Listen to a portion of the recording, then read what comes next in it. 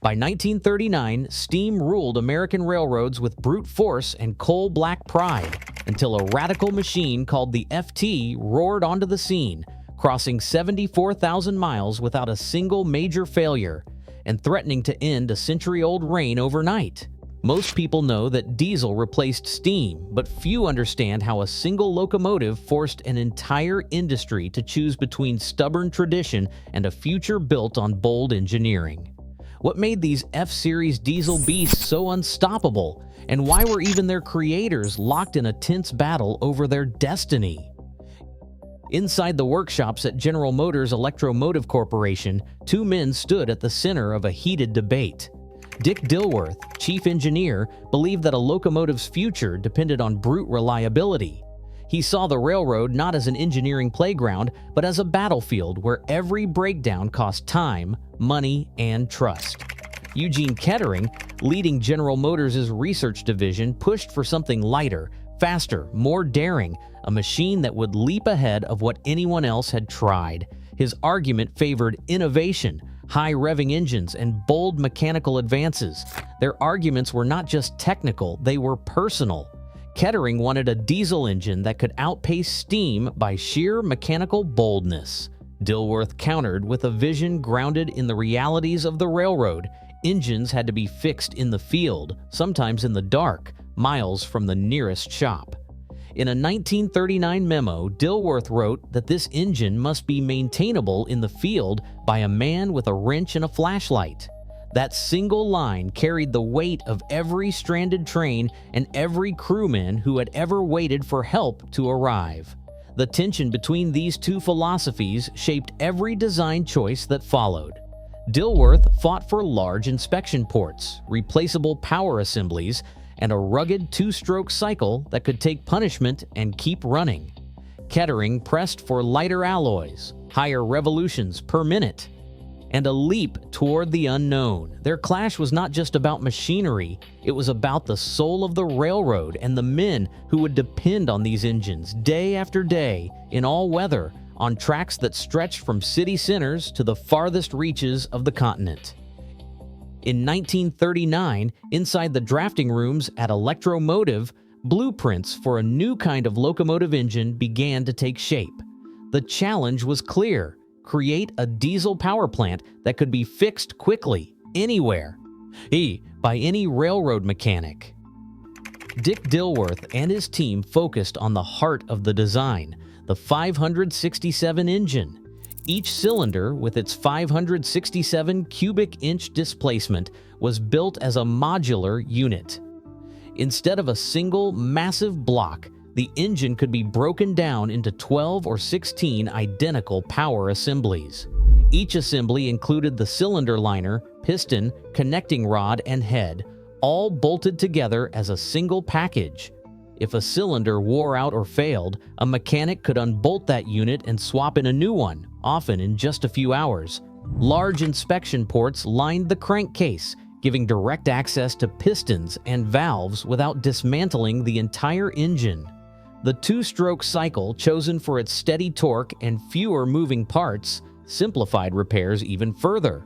This approach meant that during a breakdown in a remote siding or a busy yard, the engine didn't need to be hauled back to a major shop.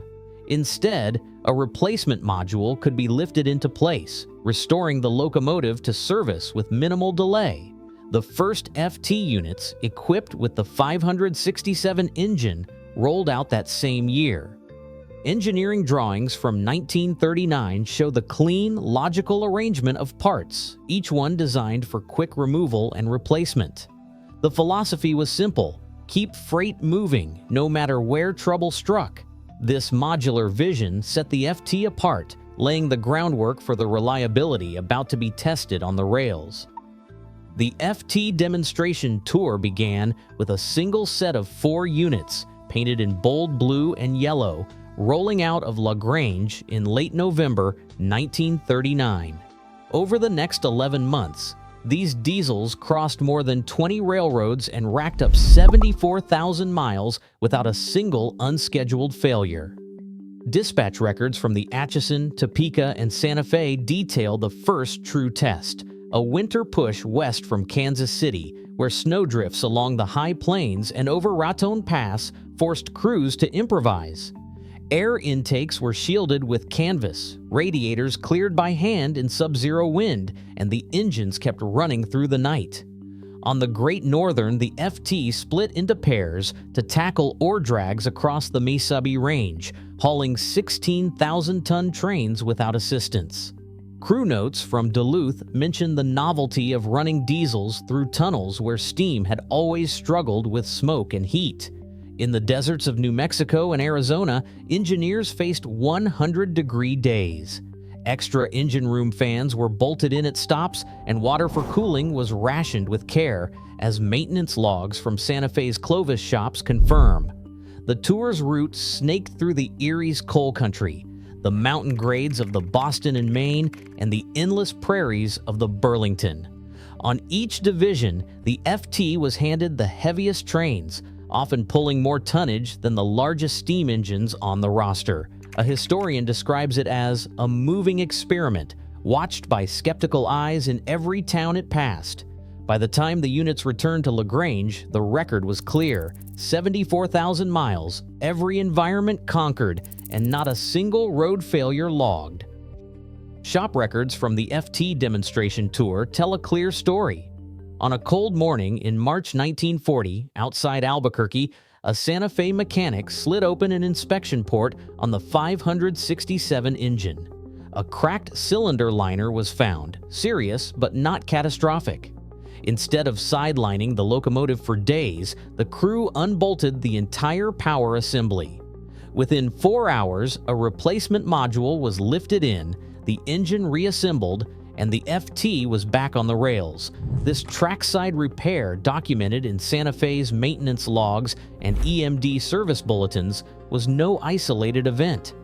The 567's modular construction turned breakdowns from costly delays into routine stops. Each cylinder, piston, and head could be swapped as a single package, carried on the train itself. Large crankcase ports let mechanics reach in with basic tools even in harsh weather.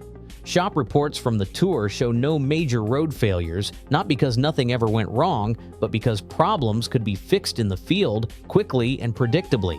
The FT's two-stroke cycle meant fewer moving parts to fail, and the standardized modules meant every railroad along the tour could handle repairs without special training or equipment. Maintenance logs from Santa Fe's Clovis shops confirm that downtime was only a fraction of what comparable steam engines required. For railroad executives watching from afar, these field repairs proved that the FT was not just a technical marvel, it was a practical machine built for the realities of American railroading. The business case for diesel power was no longer theoretical. It was rolling past every milepost day after day. After the F-Series proved itself on the rails, the F-Series multiplied across North America. Each new model brought refinements. The F2 kept the same horsepower, but introduced improved electrical gear for smoother operation. The F3 raised output to 1,500 horsepower, making mass production possible and bringing better cooling for long hauls through every season. The F7 became the backbone of freight service, known for its reliability and versatility. By the time the F9 arrived in 1954, horsepower had climbed to 1,750, the most powerful freight F ever built. For passenger service, the FP7 and FP9 stretched their frames to carry extra water and steam generators, pulling streamlined trains from city terminals to mountain resorts. These locomotives wore dozens of paint schemes and railroad names, rolling through towns, cities, and open country, carrying everything from grain to passengers coast to coast. In boardrooms from Baltimore to Chicago, railroad executives pored over operating ledgers and government memos. The numbers spoke for themselves. F-Series diesels slashed fuel costs, cut labor needs, and could be run around the clock with little downtime. Wartime restrictions had forced the War Production Board to ration new locomotives, but EMD's proven record earned them priority allocations, especially for roads like Santa Fe that crossed arid, coal-poor regions.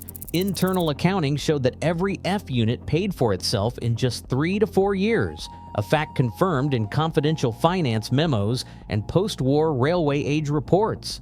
Outside those offices, the changes rippled through small towns and city neighborhoods. Children gathered at trackside, watching the bulldog-nosed engines thunder past.